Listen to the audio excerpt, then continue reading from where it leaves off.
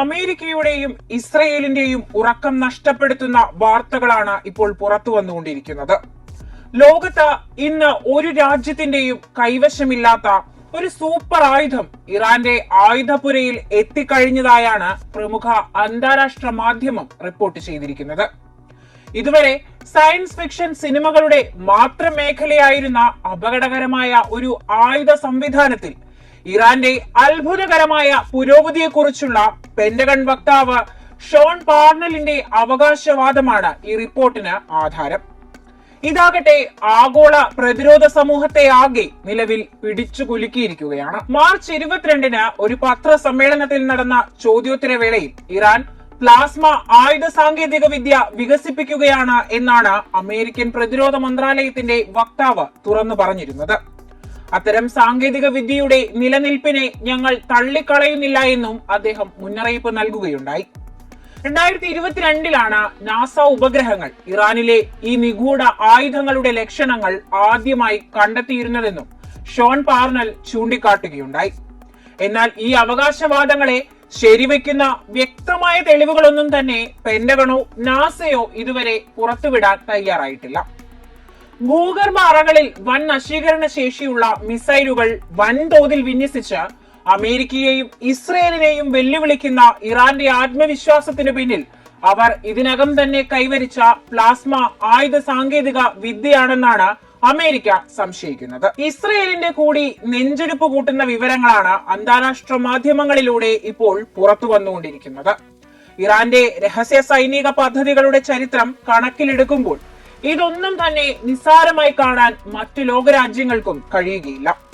Plasma സാങ്കേതിക വിദ്യയുമായി ബന്ധപ്പെട്ട് Iran പാലിക്കുന്ന മൗനവും വലിയ ചോദ്യങ്ങൾ ഉയർത്തുന്നതാണ്. പരമ്പരാഗതമായി ഹൈടെക് സൈനിക വികസനത്തിൽ പിന്നോക്കം നിൽക്കുന്നതായി പാശ്ചാത്യ രാജ്യങ്ങൾ കണക്കാക്കുന്ന രാജ്യമാണ് ഇറാൻ. ആ രാജ്യമാണിപ്പോൾ നൂതന പ്ലാസ്മ ആയുധങ്ങളിലേക്ക് കുതിച്ചു കയറിയിരിക്കുന്നത്. അമേരിക്ക, ചൈന, റഷ്യ തുടങ്ങിയ വലിയ വിഭവങ്ങളും അത്യാധുനിക ഗവേഷണ സൗകര്യങ്ങളുമുള്ള രാജ്യങ്ങൾ ആണവ ഊർജ അധിഷ്ഠിത ആയുധങ്ങളുടെ മേഖലയിൽ വളരെ കാലമായി വൻ ആധിപത്യം പുലർത്തിയിട്ടുണ്ട്. ഈ മേഖലയിൽ ഇറാൻ ഗണ്യമായ പുരോഗതി കൈവരിച്ചിട്ടുണ്ടെങ്കിൽ അത് ആഗോള സൈനിക ചലനാത്മകതയിൽ ഒരു വിപ്ലവകരമായ മാറ്റത്തെയാണ് അടയാളപ്പെടുത്തുന്നത്.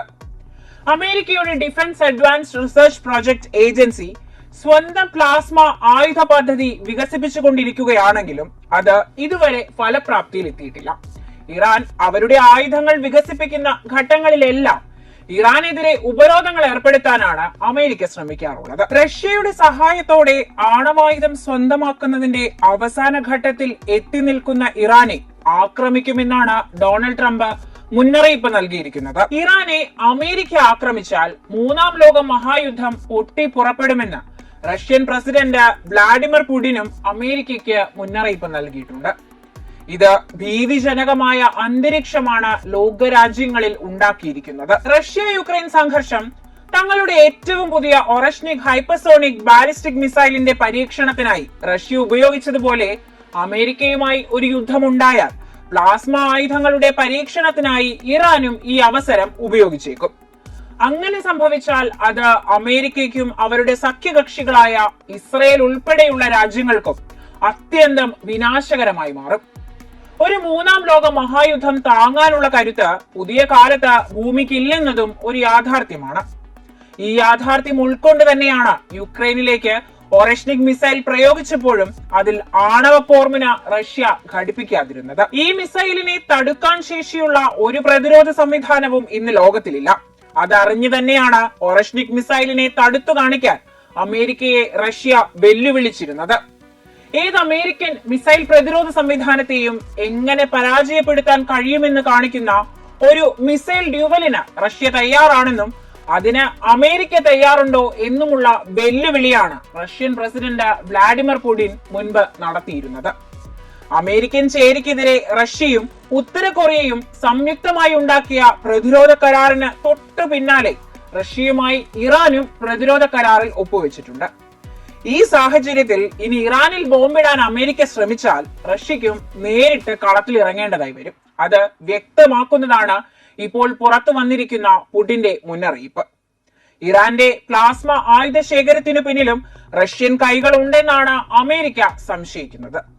റഷ്യയുടെ ആവനാഴിയിലെ രഹസ്യ ആയുധ ശേഖരത്തിൽ ഒറഷ്നിക് മിസൈലുകൾ ഉണ്ടെന്ന ലോകം തിരിച്ചറിഞ്ഞത് റഷ്യ അതിന്റെ പരീക്ഷണം യുക്രൈനിലേക്ക് നടത്തിയപ്പോൾ മാത്രമാണ്. അന്ന് ഈ മിസൈലിൽ ഒരു ആണവ പോർമുന ഘടിപ്പിച്ചാൽ പോലും യുക്രൈൻ ഈ ഭൂമുഖത്തു നിന്ന് തന്നെ തുടച്ചു നീക്കപ്പെടുമായിരുന്നു. റഷ്യ യുദ്ധമുഖത്ത് കാട്ടിയ ഈ ജാഗ്രതയൊന്നും അമേരിക്കയാൽ ആക്രമിക്കപ്പെട്ടാൽ ഒരിക്കലും ഇറാന്റെ ഭാഗത്തു നിന്ന് ഉണ്ടാവുകയില്ല.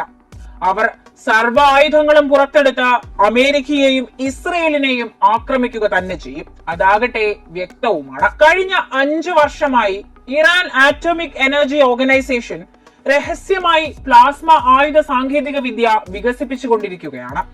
അമേരിക്ക ഇറാന്റെ ആണവായുധ പരീക്ഷണങ്ങൾക്ക് പിന്നാലെ പോകുമ്പോൾ തന്നെയാണ് ഈ വേറിട്ട പരീക്ഷണങ്ങളും നടന്നിരുന്നത്. ഇതോടെ പ്ലാസ്മ വിജയകരമായി ആയുധമാക്കുന്ന ലോകത്തിലെ ആദ്യത്തെ രാജ്യമായി ഇറാൻ ഉടൻ തന്നെ മാറുമെന്നാണ് ഇപ്പോൾ വിദഗ്ധരും ചൂണ്ടിക്കാട്ടിയിരിക്കുന്നത്. പ്ലാസ്മയുമായി ബന്ധപ്പെട്ട പഠനങ്ങളിൽ വൈദഗ്ധ്യം നേടിയ Malik Ashtar university of technology, Iranian ബഹിരാകാശ ഗവേഷണ കേന്ദ്രം തുടങ്ങിയ ശ്രദ്ധേയമായ ഗവേഷണ സ്ഥാപനങ്ങൾ അവരുടെ മുഴുവൻ കരുത്തും ഇതിനായി പ്രയോജനപ്പെടുത്തി കഴിഞ്ഞതായാണ് അന്താരാഷ്ട്ര മാധ്യമങ്ങളും റിപ്പോർട്ട് ചെയ്യുന്നത്. ഈ സ്ഥാപനങ്ങളുടെ പ്രവർത്തനത്തെ നേരിട്ടുള്ള സൈനിക ഉപയോഗങ്ങളുമായി ബന്ധിപ്പിക്കുന്നതിന് പൊതുവായി ഒരു തെളിവും എത്ര അരിച്ചു പെറുക്കിയിട്ടും അമേരിക്കയുടെയും ഇസ്രയേലിന്റെയും ചാരക്കണ്ണുകൾക്ക് ഇതുവരെ കണ്ടെത്താൻ കഴിഞ്ഞിട്ടില്ല. കഴിഞ്ഞ വർഷം AEOI മേധാവി മുഹമ്മദ് എസ്ലാമിയാണ് വ്യാവസായിക ആവശ്യങ്ങൾക്കായി പ്ലാസ്മ സാങ്കേതിക വിദ്യ വിജയകരമായി ഉപയോഗിക്കുന്നതായി പ്രഖ്യാപിച്ചത്. ഇത് ഇറാനിലെ ആദ്യത്തെ പ്ലാസ്മ അധിഷ്ഠിത ഡ്രൈ ഫ്രൂട്ട് സംസ്കരണ മാലിന്യ നിർമ്മാർജ്ജന പ്ലാന്റ് റഫ്സഞ്ചറിൽ ആരംഭിക്കുന്നതിലേക്ക് നയിക്കുകയും ചെയ്തിട്ടുണ്ട്. ഇത് ഹൈടെക് ആയുധങ്ങളുടെ മുന്നോടിയായിരുന്നു എന്നത് സ്വപ്നത്തിൽ പോലും അമേരിക്ക ചിന്തിച്ചിട്ടുണ്ടാവുകയില്ല. പ്ലാസ്മ സാങ്കേതിക വിദ്യയ്ക്ക് വൈദ്യശാസ്ത്രം, വന്ധ്യംകരണം, നിർമ്മാണം എന്നിവയുൾപ്പെടെ വ്യാപകമായ സിവിലിയൻ മേഖലയിലും വലിയ സംഭാവനകൾ നൽകാൻ കഴിയും. കാര്യങ്ങൾ ഇങ്ങനെയൊക്കെയാണെങ്കിലും പ്രതിരോധാധിഷ്ഠിത പ്ലാസ്മ ആയുധ വികസനം ഇറാൻ ഒരിക്കലും പരസ്യമായി സ്ഥിരീകരിച്ചിട്ടില്ല. അതാകട്ടെ അവരുടെ സ്ട്രാറ്റജിയുമാണ്. ഭാവി യുദ്ധങ്ങളുമായി ബന്ധപ്പെട്ട പ്ലാസ്മ ആയുധങ്ങളിൽ ഇലക്ട്രോണിക് സംവിധാനങ്ങളെ പ്രവർത്തനരഹിതമാക്കാനും ഘടനാപരമായ നാശമുണ്ടാക്കാനും കഴിവുണ്ട്. തീവ്രമായ താപവും വൈദ്യുത കാന്തിക പൾസുകളും സൃഷ്ടിക്കുന്നതിന് അയോണൈസ്ഡ് വാതകമാണ് അതിൽ ഉപയോഗിക്കുന്നത്. പ്ലാസ്മ ആയുധങ്ങൾ എന്നത് വിമാനങ്ങൾ, ന്യൂക്ലിയർ സൈറ്റുകൾ തുടങ്ങിയ ലക്ഷ്യങ്ങളിലേക്ക് ഒരു ബീം ബോൾട്ട് അല്ലെങ്കിൽ പ്ലാസ്മ പ്രവാഹം പ്രയോഗിക്കുന്ന ഡയറക്റ്റ് എനർജി ആയുധങ്ങളാണ്. ഈ ആയുധങ്ങൾ ഒരു ഡയറക്റ്റ് എനർജി ബീമാണ് സൃഷ്ടിക്കുന്നത്. ശാസ്ത്ര ഫിക്ഷനിലെ ഭാവി യുദ്ധങ്ങളിലെ ഒരു പ്രധാന ഘടകമാണ് പ്ലാസ്മ ആയുധങ്ങൾ. അയോണൈസ്ഡ് ഗ്യാസ് ബോൾട്ടുകൾ നശിപ്പിക്കാനും താപം സൃഷ്ടിക്കാനും വൈദ്യുത കാന്തിക പൾസുകൾ ഉപയോഗിച്ച് ഇലക്ട്രോണിക് സിസ്റ്റങ്ങളെ പോലും പ്രവർത്തനരഹിതമാക്കാനും കഴിവുള്ള ഊർജാധിഷ്ഠിത തോക്കുകളായി അവയെ പലപ്പോഴും ചിത്രീകരിക്കുന്നുമുണ്ട്.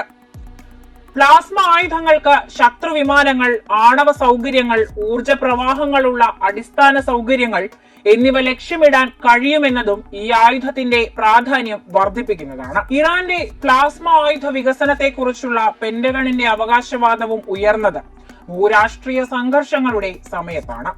അമേരിക്കയുടെ ഇന്റലിജൻസ് ഏജൻസികളുടെ വിലയിരുത്തൽ അനുസരിച്ച് ഇറാൻ തങ്ങളുടെ മിസൈൽ പദ്ധതി, ആണവശേഷികൾ, മേഖലയിലെ തന്ത്രപരമായ സ്വാധീനം എന്നിവ വികസിപ്പിക്കുന്നത് മിന്നൽ വേഗത്തിൽ തുടരുകയാണ്.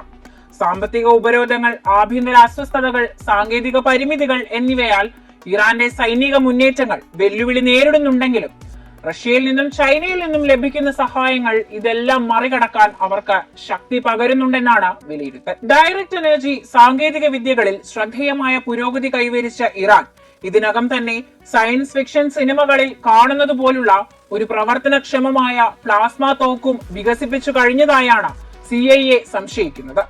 ഇറാൻ പ്ലാസ്മ ആയുധങ്ങളിൽ ഒരു മുന്നേറ്റം കൈവരിച്ചിട്ടുണ്ടെന്ന് അമേരിക്ക ആത്മാർത്ഥമായി വിശ്വസിക്കുന്നുവെങ്കിൽ അത് അമേരിക്കൻ ചേരിയുടെ സുരക്ഷയെക്കുറിച്ചുള്ള ഗുരുതരമായ ആശങ്കകൾക്ക് കൂടിയാണ് കാരണമാകുക. ഇറാന്റെ കൈവശമുള്ള ഏതൊരു ആയുധവും അവരുടെ ചാവേർ ഗ്രൂപ്പുകളായി അമേരിക്കയും ഇസ്രയേലും വിലയിരുത്തുന്ന ഹൂതികളുടെയും ഹിസ്ബുള്ളയുടെയും ഹമാസിന്റെയും കൈകളിലെത്താൻ അധികം താമസമെടുക്കുകയില്ല. അങ്ങനെ സംഭവിച്ചാൽ പിന്നെ എന്താണ് സംഭവിക്കുക എന്നത് ഊഹിക്കാവുന്നതേയുള്ളൂ.